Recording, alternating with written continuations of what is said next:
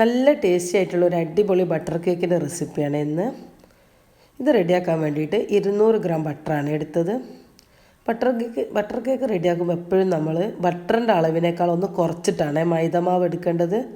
പഞ്ചസാരയും മൈദയും ഒന്ന് കുറച്ചെടുക്കണം.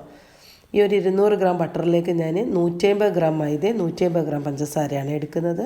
ഈ ബട്ടർ ഒന്ന് 1 മിനിറ്റ് ഒന്ന് ജസ്റ്റ് ഒന്ന് ബീറ്റ് ചെയ്തെടുക്കാം.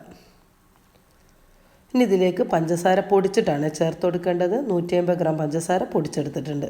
അതൊന്നായിട്ടാണ് ചേർത്ത് കൊടുക്കുന്നത്. നമുക്കിതൊന്ന് ബീറ്റ് ചെയ്തെടുക്കാം.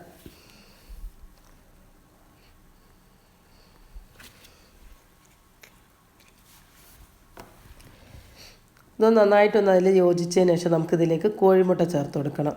നമ്മൾ 150 ഗ്രാം മൈദ ആണല്ലോ ചേർക്കുന്നത്. അപ്പോൾ 50 ഗ്രാം മൈദക്ക് ഒരു കോഴിമുട്ട എന്നുള്ള രൂപത്തിലാണ് ചേർത്ത് കൊടുക്കേണ്ടത്. അപ്പോൾ 150 ഗ്രാം മൈദക്ക് 3 കോഴിമുട്ടാണ് ചേർത്ത് കൊടുക്കുന്നത്. ഈ ഒരു റേഷ്യോയിൽ നിങ്ങൾ എടുക്കുകയാണെങ്കിൽ നല്ല പെർഫെക്റ്റ് ആയിട്ടുള്ള ഒരു അടിപൊളി ബട്ടർ കേക്ക് നിങ്ങൾക്ക് റെഡിയാക്കി എടുക്കാൻ പറ്റുക.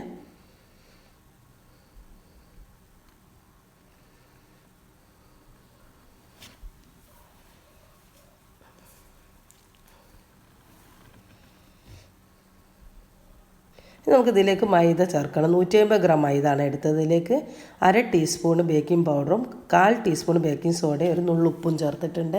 ഇതൊന്ന് അരിച്ചെടുക്കുക. ഒരു പ്രാവശ്യം അരിച്ചെടുത്താൽ മതി. കാരണം സ്പോഞ്ചി കേക്കിനൊക്കെയാണ് 3 പ്രാവശ്യമൊക്കെ അരിച്ചെടുക്കേണ്ടത്. ഇത് സ്പോഞ്ചി കേക്ക് അല്ലല്ലോ, അതുകൊണ്ട് ഒരു പ്രാവശ്യം അരിച്ചെടുത്താൽ മതി. അത് 2 ട്രിപ്പായിട്ട് ഇട്ടിട്ട് ഒന്ന് ബീറ്റ് ചെയ്തെടുക്കുകയാണ്.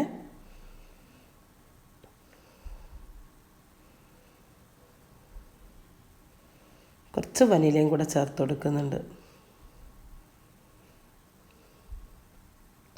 മൈദ ഒന്ന് ബീറ്റ് ചെയ്തിട്ടൊന്ന് നന്നായിട്ടൊന്ന് യോജിച്ച് വരണേ. അങ്ങനെ ഒരുപാട് സമയം ബീറ്റ് ചെയ്യേണ്ട, എന്നാലും ഒന്ന് അതിൽ നന്നായിട്ടൊന്ന് ബട്ടറും മൈദയും പഞ്ചസാരയൊക്കെ ഒന്ന് നന്നായിട്ടൊന്ന് യോജിക്കുന്നവരെ ഒന്ന് ബീറ്റ് ചെയ്തെടുക്കണം. ഒരു 3-4 മിനിറ്റ് ബീറ്റ് ചെയ്താൽ മതിയാവേ. ഇനി ഇതിലേക്ക് ഒരു 3 ടേബിൾ സ്പൂണ് പാലാണ് ചേർത്ത് കൊടുക്കുന്നത്. ഒന്ന് ജസ്റ്റ് ഒന്നും കൂടെ ഒന്ന് ഒരു 1/2 മിനിറ്റ് ഒന്ന് ബീറ്റ് ചെയ്തെടുക്കാം.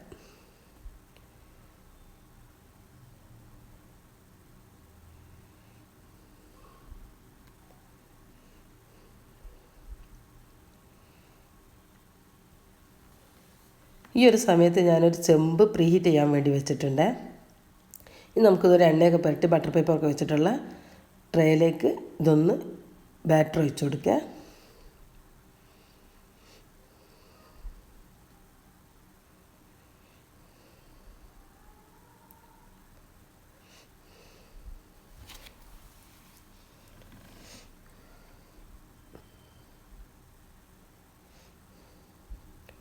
ടൂത്ത് പിക്ക് കൊണ്ട് ഒന്ന് എയർ ബബിൾസൊക്കെ ഒന്ന് പൊക്കി കൊടുക്കുക.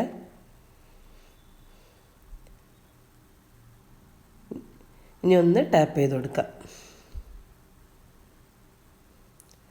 ഒരു 10 മിനിറ്റ് മുന്നേ പ്രീഹീറ്റ് ചെയ്യാൻ വെച്ച ചെമ്പിലേക്കാണ് ഇനി ഇത് ഇറക്കി വെച്ച് കൊടുക്കേണ്ടത്. ചെമ്പ് നല്ല ചൂടിലാണ്, അത്യാവശ്യം നല്ല ചൂട് വേണം ഇത് ഇറക്കി വെച്ച് കൊടുക്കുമ്പോൾ. നമ്മൾ ഇറക്കി വെച്ചതിന് ശേഷം തീയൊന്ന് മീഡിയം ഫ്ലെയിമിലേക്ക് മാറ്റി കൊടുക്കുക. ഇനി ഒരു 30-35 മിനിറ്റ് കൊണ്ട് ഇത് റെഡിയായി വരിക. പിന്നെ ചിലർ തീക്കനുസരിച്ചിട്ട് കുറച്ച് അങ്ങോട്ടും ഇങ്ങോട്ടൊക്കെ മിനിറ്റുകളൊക്കെ മാറ്റം വരും.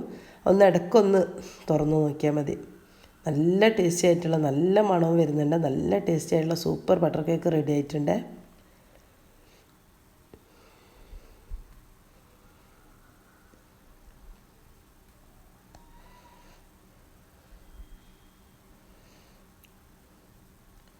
ഇനി നമുക്കിതൊന്ന് ചൂടാറാൻ വേണ്ടിയിട്ട് മാറ്റി വെക്കാം.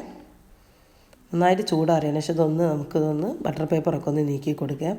നല്ല സൂപ്പർ കേക്ക്, നല്ല ടേസ്റ്റി ആയിട്ടുള്ള ഒരു അടിപൊളി കേക്കാണിത്.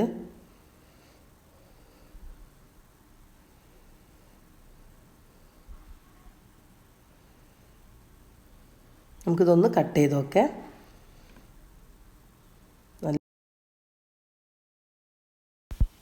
നല്ല മോയ്സ്ചറായിട്ടുള്ള നല്ല അടിപൊളി കേക്കാണ് ഇത്.